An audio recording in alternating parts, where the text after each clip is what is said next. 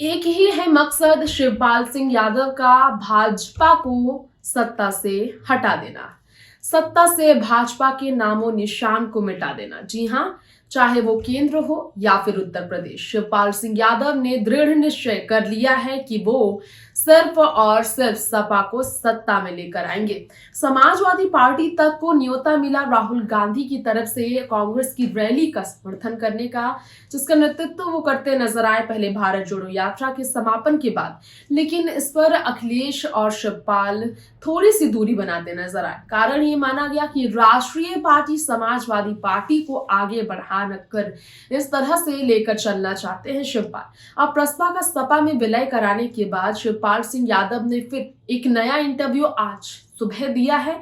Interview में उन्होंने कहा है कि 2024 हो या फिर 2027, भाजपा का सुपड़ा साफ करना ही उनका एकमात्र मकसद है। अब शिवपाल के इस तरह के संकल्प के कारण सीधा नुकसान किसे पहुंच रहा है, आप समझिए। ये नुकसान पहुंच रहा है उनके घर की ही छोटी बहू अपर्णा यादव को। योगी जी और मोदी जी के खिलाफ मोर्चा खोलने वाले अखिलेश के साथ अब शिवपाल अपने घर की छोटी बहू अपर्णा को भी किसी भी कीमत पर आगे नहीं बढ़ने देंगे।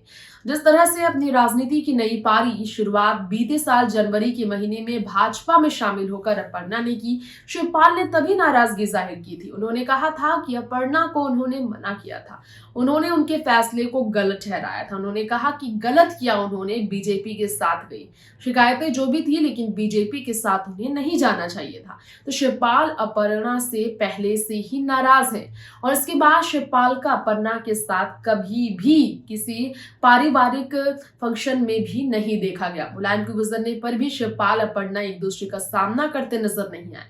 अब ये जो है सीधा उनका मकसद बन गया है कि चाहे अपर्णा यादव को मौका कभी ना मिल पाए, उनकी मेहनत पर पानी फिरे, जो बिना किसी पद के बतौर कार्यकर्ता कर रही हैं बीजेपी के लिए, लेकिन वो किसी भी हाल में बीजेपी को प्रमोट नहीं होने देंगे। आगे आने वाले भविष्य में 2024 का लोकसभा चुनाव या 2027 का उत्तर प्रदेश के चुनाव, विधानसभा, लोकसभा, विधानसभा सभी चुनावों में बीजेपी को हराना ही एकमात्र मकसद है उनका, जिसके कारण वो सपा में है। तो फिलहाल इस रिपोर्ट में इतना ही। बाकी खबरों के लिए देखते रहे राजनीति राह। नमस्कार।